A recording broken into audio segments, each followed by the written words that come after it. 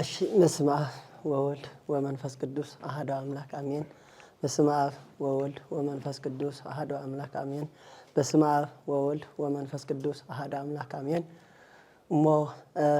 እኳ ጎይታና አምላክና መድኃኒና ኢየሱስ ክርስቶስ በዓለ ልደቱ ካብ 2017 ላብ 2018 ዓመተ ምህረት ዘመነ ማርቆስ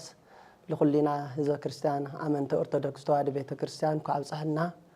ብምቕጻል እውን ኣብዚ ዘለኹም ሚድያታት ከምኡ ከዓ ኣቦታትና ፈተውቲ ዓዲ ተወለድቲ ዓዲ በዓል ጎይታና አምላክና መድኃኒና ኢየሱስ ክርስቶስ ብድሙቕ ክብሪ ያው ክኸብር ላዕሊ ታሕቲ ትብሉ ዝተፈላለየ ብውህብቶኹም ድዩ ብስራሕኹም ድዩ ምስጋናና ወሰን የብሉ እሞ ካብዚ ቀፂል ኣነ ዘመሓላልፎ መልእኽቲ ከምና እግዚአብሔር ፍቃድ ጎይታና አምላክና መድኃኒና ኢየሱስ ክርስቶስ ፍቅሪ ሳሃቦ ለወልድ አውጽኦ እስከ ሎሞት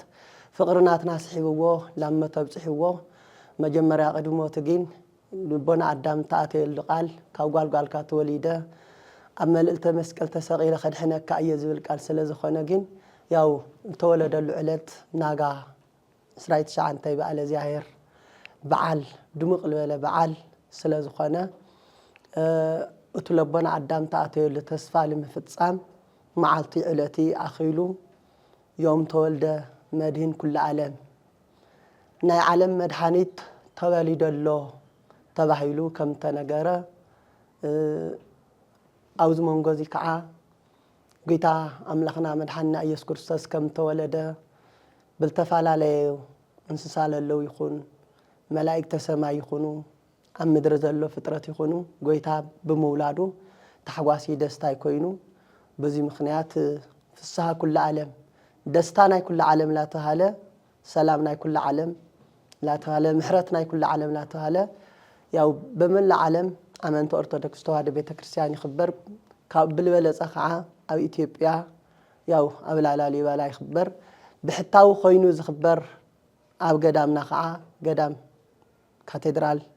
ደብረ ገነት ቅድስት ስላሴ ያው ብፍሉይ መልክዕ ካብ ክልል ትግራይ ላኽበርናዮ ስለ ዝመጻና ሓዚ ከዓ ብዝተፈላለየ ክፍለ ዓለም ዘለኹም ኣብ ውሽጢ ዓዲ ይኹን ኣብ በረኻ ዘለኹም ያው በዓል ልደት መጺኹም ምሳና ከተኽብሩ መላ ህዝበ ክርስቲያን ነበርቲ ከተማ እንዳ ስላሴ ከባቢኣን መራሕቲ ሃይማኖትን ዓበይቲ ዓዲ ንዕድም ኣለና ልዕለት 29 በዓለ እግዚአብሔር ያው ዕለት 28 መጺኹም ምሳና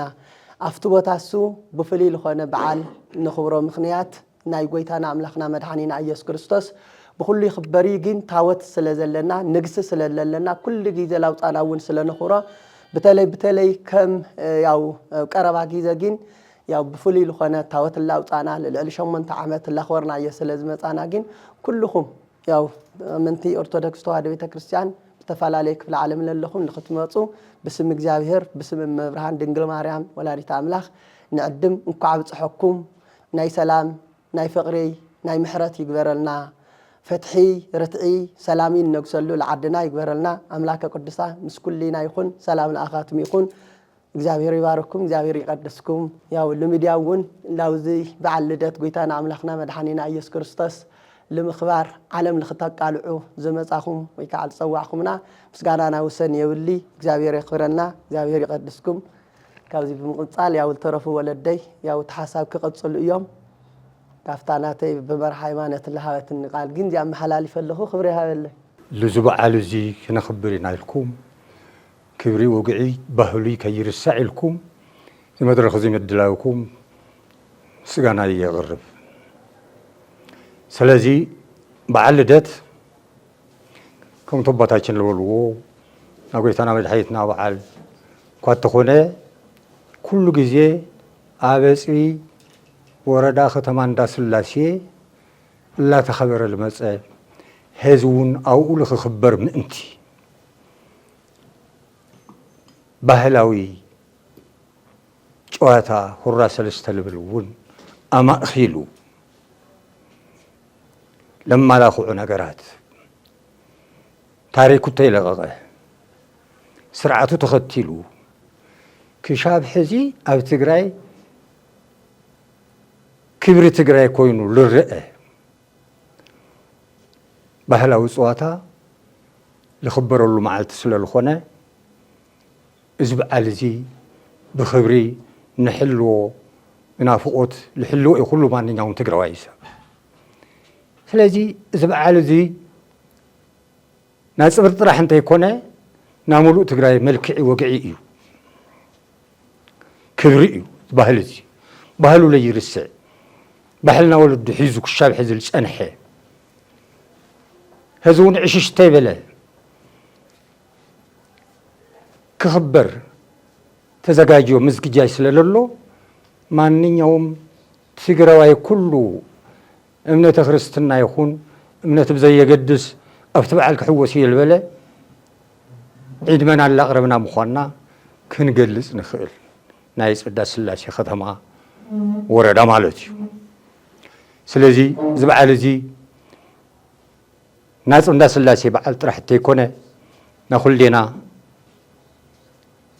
ትግራዎት ስለዝኾነ ማንኛውም ትግራዋይ እዚ በዓል እዚ ተገኒዩ ምሳና ኮይኑ ደስታና ተኻፋላይ ክኸውን ዕድመና ነቕርብ ኣለና ስለዚ ወለድና እዚ ለዘጋጀኹም ኣሕዋትና ደቅና ውላድና እውን እግዚኣብሔር ክብሪ ይሃብኩም ክብርና ብእውነት ከምዚ ገይርኩም ክብርኩም ሓሊኹም ክብርኩም ከይርሳዕ ወግዕኹም ከይርሳዕ ባህልኹም ከይርሳዕ ብዙ ነገር ዘዳሊኹም ኣብ ደረጃ ዝምብፃሕኹም ምስጋናና መጠን ለይብሉ እዩ ይቐኒለይ ትውፊታትን ክብርታትን ኣፅወን በርታ ንዓለም ንምግዋሕ ከምዚ ኢልኩም መምፃኹም ዝስምዐና ሓጎስ ብሱም ክብርታትን ትውፊታትን ኣፅወን በርታ ቦርድ ምስጋና ይከቕርብ ይፈቱ ባህልና ባህሊ ኣፅወን በርታ ገና ለይተዳህሰሰ ድንግል ለዓለም ለይረአዮ ላብ ዕዳጋ ለይወዓለ ብዙሕ ድንግል ክብርታትን ታሪካታትን እኒአና ለይተዳህሰሰ ልደት ጥራሕ ይኾነ ባህልና ልዕሊ 20 ገለይ ከባቢ ዝኾኑ ካብ ኮኩሕል ተፈልፈሉ ህንፃታት እኒአውና ካብ ጥሕሎ ጀሚሩ ስገም ይልምረት ብዙሕ ክብርታት እኒአውና ባህላዊ መሳርሕታት እኒአውና ባህላዊ ክዳውንቲ እኒአና ባህላዊ እሰይታት እኒአና ባህላውና መርዓ ክብርታት እኒአና እዚኦም ኩሎም የተዳህሰሱ ልሎም መዓልቲ ልልደት ጥራሕ ተይኮንኩምስ ቀፃሊ ታሪክናን ክብርናን ዳህሲስኩም ኣብ ዓለም ክተፍልጡና ይላወ እዚ ክትሕግዙና ደጊመ ደጋጊመ ይላወ ብሱም ኣፅቢ ወንበርታ ኣፅቢ መፋጥር ተቐዳሞት ንድሕሪት ልተረፈት ኣስፋልት ፅርጋ ኳለ ይብላ መሰረተ ልምዓት ዘይተተኸለላ ዓዲ ችግራ ህዝቢ ኣብ ችግር ኣብ ስቃይ ይርከብ እዚ እውን ለዓለም መፍሊጥኩም ተጀሚሩ ዘሎ ፅርግያ ገደል ሸለላ በለ እዩ ልኸደሎ ለዓለም ክተፍልጡና ልደት እውን ካብቲ ሓደ ትውፊታትና ሁራ ሰለስተ ቤዛ ኩሉ ቤተ ክርስቲያን እውን ካልኣይ ካብ ኢትዮጵያ ዝኽበር ኣብ ኣፅቢ ስለዝኾነ እዚ እውን ለዓለም መፍሊጥኩም ለኣኹም እውን ንዕድመኩም ኣለና ኣብ ልደት ክትግነዩ ኣብ ኣፅቢ ክትርከቡ ብሱም ባህልን ክብርን ትውፊታትን ኣፅወን በርታ ቦርድ ዕድመ ይፅውዕ ዕድመ የቕርብ ልዝተዋሃበን ዕድል የቐኒየለይ ካብ ዝተፈላለዩ ማስ ሚድያታት ዝመፃኹም ተወከልቲ ሰብ ሞያ ናይ ውልቀ ሚድያታት ነጠፍቲ ማሕበራዊ ሚድያ ካልኦት ዕዱማት ኣጋይሽናን ዓበይቲ ወለድናን እንኳዕ ዳሕና መፃኹም ክብል ይፈቲ ካብ ምቕፃል ብምኽንያት ኣከባብራ በዓል ልደት ኣብ ከተማ ኣፅቢ እንዳስላሴ ዝኽበር ጋዜጣዊ መግለፂ ማሕበርና ማሕበር ምልማዕን ምዕቃብን ትውፊታትን ክብርታትን ኣፅወን በርታ ምስ ህዝቢ ምምሕዳርን ወረዳ ኣፅብን ምስ ህዝቢ ምምሕዳርን ከተማ ኣፅቢ እንዳስላሴን ከምኡውን ተወለድቲ ኣፅቢ ዩኒቨርሲቲ ስዑድ ዓረብ ሳብያን ከባቢያን ብምትሕባር ዝተዋሃበ ጋዜጣዊ መግለፂ እዩ ብመጀመርያ እንኳዕ ንበዓል ልደት ክርስቶስ ብሰላም ኣብፅሕኩም ኣብፅሕና ይብል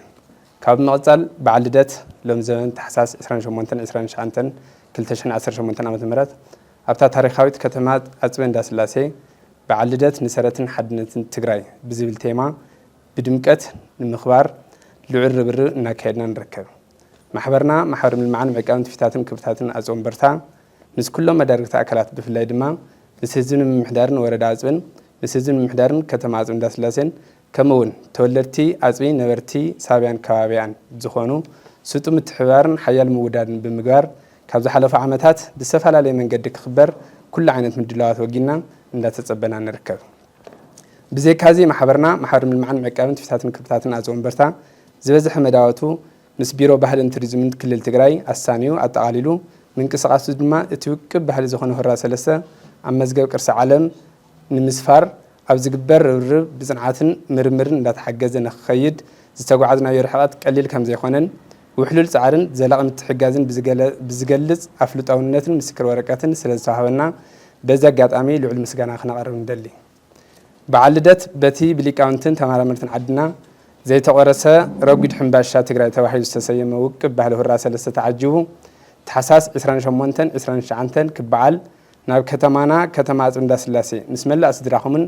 መሓዝትኩምን ፈተውትኹን መጺኹም ብሓባር ክንኽብር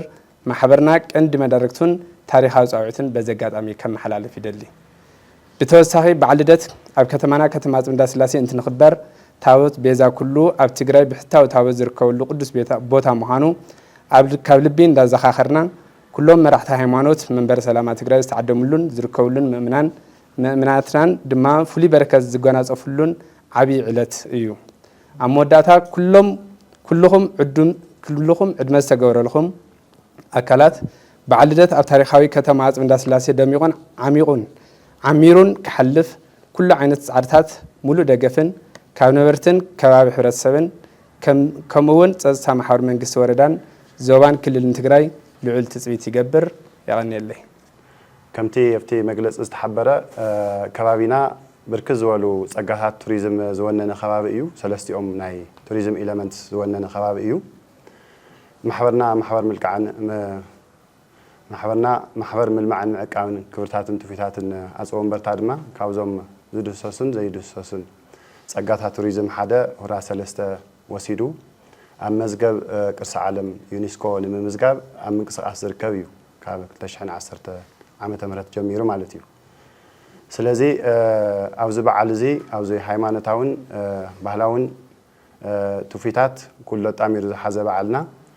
ኩሉ ኣብ መላእ ዓለም ዘሎ ተወላዲ ኢሉ እውን ትግራዋይ ኣቓልቦ ሂቡ ክከታተሎ ዝኽኣለ ናብቲ በዓል ክመጽእ ዘይከኣለ ድማ ብሚድያ ኣቢሉ ክከታተሎ እናፀዋዕና ዝህልውና መደባት ድማ መጀመርያ መቐለ ናይ ጎደና ምርኢታት ሁራ ሰለስተን ሲምፖዚየማትን ክካየድ እዮም። ብምቕጻል ድማ ንግሆ ዕለት 28 ካብ ከተማ መቐለ ተበጊሱ ናይ መኻይን ኢሉ እውን ናይ ተወለድትን ፈተውትን ብሰልፊ ተዓጅቡ ኣብ ከተማ ውቕሮ ክብጻሕ እዩ። ኣብ ከተማ ውቕሮ ድማ ብተመሳሳሊ ምርኢታት ሁራ ሰለስተን ካልኦት መደባትን ክፍጸሙ እዮም። ብድሕሪዚ ኣብ ከተማ ውቕሮ ዝህሉ መደባት ምክንዋኑ ናብ ከተማ ኣጽቢ ጉዕዞ ክግበር እዩ። ኣብ ከተማ ኣጽቢ እንዳስላሴ ዝህሉ ዝተፈላለዩ መደባት ድማ ናይ ግድን ብቶም ሚድያታት ክመሓላለፉ ስለ ዝኾኑ ነዚ ጥቕልል ኢሉ ኣብ መላእ ዓለም ትርከቡ ተወለድቲ ፈተውቲ ተኸባቢ ኢሉ እውን ዝተፈላለዩ መንግስታዊ ኣካላት ሚድያታት ነዚ ዝተኸበረ በዓል ነዚ ኣብ መድረኽ ቅርሲ ዓለም ክነመዝጎን ንቃለሶ ዘለና ሃይማኖታውን ባህላውን በዓል ንኽዓቢ ናይ ባዕልኹም መበርክቶ ክትገብሩ ንላዎ ይቐኒየለይ። ኩነታት ጸጥታ ዝምልከት ባህሊ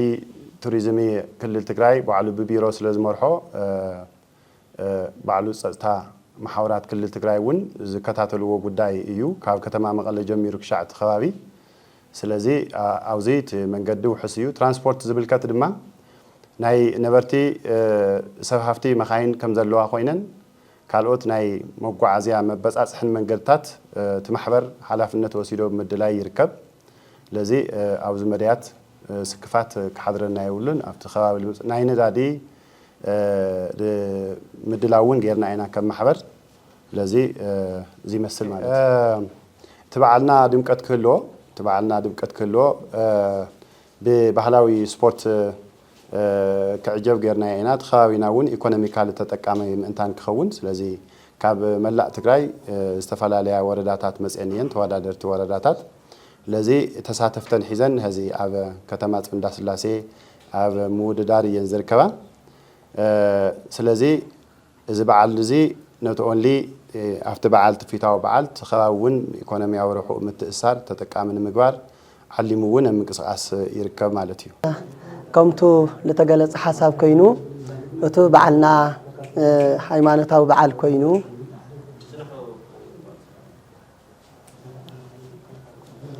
እሽሞ እቲ በዓልና ከምቱ ዝተገለጸ ሓሳብ ኮይኑ እቲ በዓልና لدمق خوينو بعال ሃይማኖታዊ በዓል ትውፊታዊ በዓል ከም ዘሎ ኮይኑ ያው ትበዓልና ብዙሓት ኣቦታት ዝርከብሉ ሊቃነ ጳጳሳት ከምኡ ከዓ ካብ ተፈላለየ ክልል ትግራይ ካብ መቐለ ይኹን ካብ ውቕሮ ካብ ወረዳ ተፈላለዩ ሊቃውንቲ ስለ ዝመፅሉ ብኡ መልክዕ ለይመፃኹም ክትመፁ ይዕድም ኣለኹ ከምኡ ከዓ ያው ኣቦታትና ኣብኡ ሊቃነ ጳጳሳትና ሊቃውንቲ ናይ ቤተክርስትያን ኣብቲ በዓል እሱ ተረከብቲ ኮይኖም ስለ ያው ዘኽብሩ زي ما تأخذ كتماتو أبوتاتنا ون بدقامية ياو كتركونا باسم إجزابير باسم مبرهان ياو كحسابي كقل صفاتي كم خا زو بعلزي ياو متشم للو لعبلة ليولو صومك حدر سلا زي جبا بتلي لتصددوا حواتنا التفانقلوا حواتنا صقم للو حواتنا تصقموهم للو شقيروهم للو حواتنا بالتفالالي تقرأي زلو كلنا حفاتم دنا سبصقا انجرا لنا كنحجزهم كنولعهم مسانا خو علو تجدد كوا تجدد حد سب كابزنا عسى ياو شكابز عبيه سب مسانا كنولعل حدرا تلي زوم تفانقل للو التفالالي كل تقرأي للو بعد قرات بعدوا أقسم شيرة كم خا عم قالنا ياو بزح زبالة تفانقلا يزي العالم كله لا يفولط اللي مو ياو حاورنا خنمل لدات أو دعمت ياو كله حجوس ياو أو بعال مالت دستا مالت رخوني حدا حزينو حدا بخيو حدا تصقمو حدا حزينو حدا لا بخيه حدا على سحاقه توعلو ياو لتلسحق ياو ترجم يولي سلازي ياو حدا ياو كلنا خن حجوس كلنا خن دست بتونا يقولنا أملاكنا مدحانينا يسوع كريستوس دستا ياو بعالو لدتو لتولدلنا دستا لخلنا برهان لخلنا تحقاس لخلنا حواتنا لمستانا حقوسو زين ياو بدقامي ملقتي كم حلال في يفتي حقوس بعل عدش عامت بعل لدت يقبرلنا ناي دستا ناي حقاس يقبرلنا ناي سلام يقبرلنا رهوا بركة عدلنا እግዚአብሔር مساكم يكون دحان مصو كلكم نقدم لنا ختمصو باسم እግዚአብሔር دحان كنو وولد ومنفس قدوس أحد أملاك آمين يوم تولد بيزا كل العالم إنه تنا عالم كل مدحانيت لومي توليدو وقع لنا يقويتنا مدحانينا يسوع كريستوس بعلدته بسلام بصحنا كوليدلي بمقصال كمتي ناتجلص لصنحه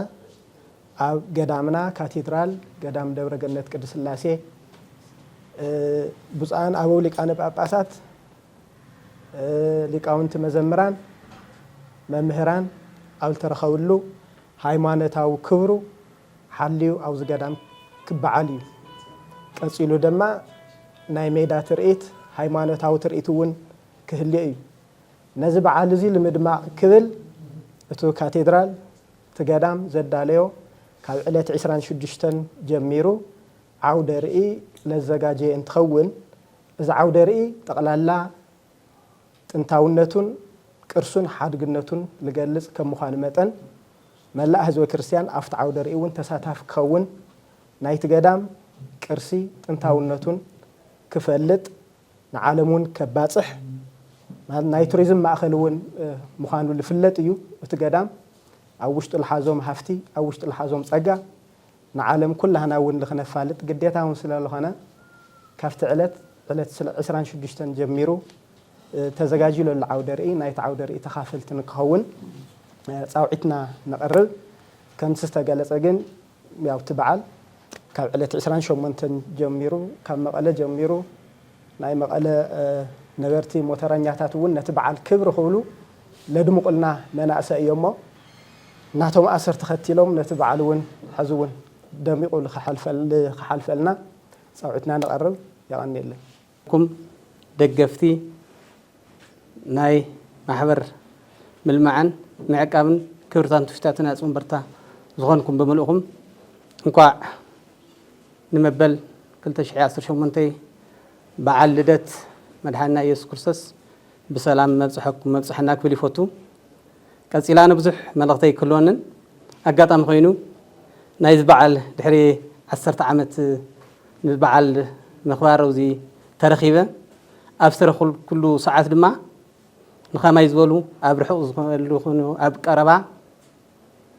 قربا زلهم نساي كمتي دحر عصرت عامة زي ورلاتي داسلاسي زخبر بعلدت نساي ترخيكم كتوعلو أبرحو زلهم مسارحتي محازتي فوتوتي دما بمنفس حبرنا خنوعل ملختي زم حلالفكم أسئلة تاعي كبل دليل بهاري الراس سلسته نايتي ومبرتا بهاليو ما نمسى قدمي كندي عامتان حنا ونين فلطن قلنا نفلطنا يون تبهلنا بزتخاله متن دميقو كحلف كل جزء نقبره صعري كم تولد تاعي ومبرتا نمر سعود عرب سابعا كبيان كل جزء 10 عامت أفز بعلك زوم محبر كافي قبرت له حبرنا نخبر سباتنا مو حزون كلهم أبرح أوزلهم بقربا أفتو بعلنا حابيركم سنة خفعلو صاوعيتي يقرب سلازي خالي نالباش تجيزون كعصر سازخل مربوزحنا قرب بالي قال دقيمة نقع نمبل قلت شي عصرت شومونتي بعلدت بسلامة صحنا بصحكم كبلي فوتو يغني لي بنورا هيمانتاو بعليو من فترة عدام من فترة عالم قيتنا أملاخنا مدحنينا يسوع كريستوس نمدحان كاوغال كاتولي دخل إحنا كايز القال ياو قيتنا لاتي لبنا عدام لول مدحان أكل توليدو كدحنا ماتيو هيمانتاو بعل ياو أو كل لدت يخبري لولا سجين تاوت سلزلنا نحنا أو قدامنا بيذا كل عالم لا تهاله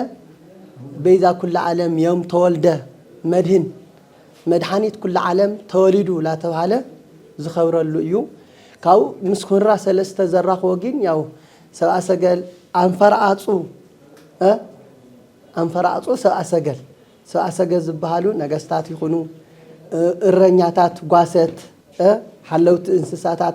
قويتا أملاقنا مدحانينا يسوع كريستوس توليدو لهم كم زمسجنو قراس الاستون بقى القويتانا مسجانا أيوز عدنات توفيتيو بولدنا المسأيو يشكوايسل انسسا كواس ببرخا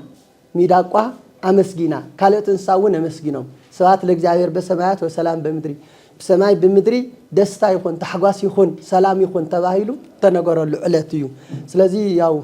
توم سبهو بچل سب بخلتي لمسجن ببخلتو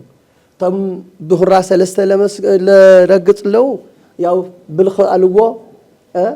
مسجانا لجزائر بناء على توم يقرب له لجزائر مسجانا يقرب له بالخ الو بولدنا تفيت المصيو هايمانتاو بعل الكعب بلذا ياو بيت كريستياننا تخورأيو دميقو جنينو الخبريو هورياو أرثوذكس توارد بيت كريستيان تخورأيو سلازي ياو أتي بتونا يولدي توفيت المسا مسجانا أيو باهيل أيو أتو هايمانتاو خا ياو مسرتاوي حازة ياو هايمانتاو بعلي زخبر زلة سلازي عبد دبرناجين بفلاي ياو كل تجراي نحنا مالتي بعل نخبر لنا قيتنا أملاخنا مدحانينا يسوع كريستوس بيذا كل عالم تاوتو سلازلنا نقصو سلازلنا مسوون لكان باباسات وبطاتنا يكون ياو لكاونتنا سلازو كولو يو نخبر زلنا يخيل داليه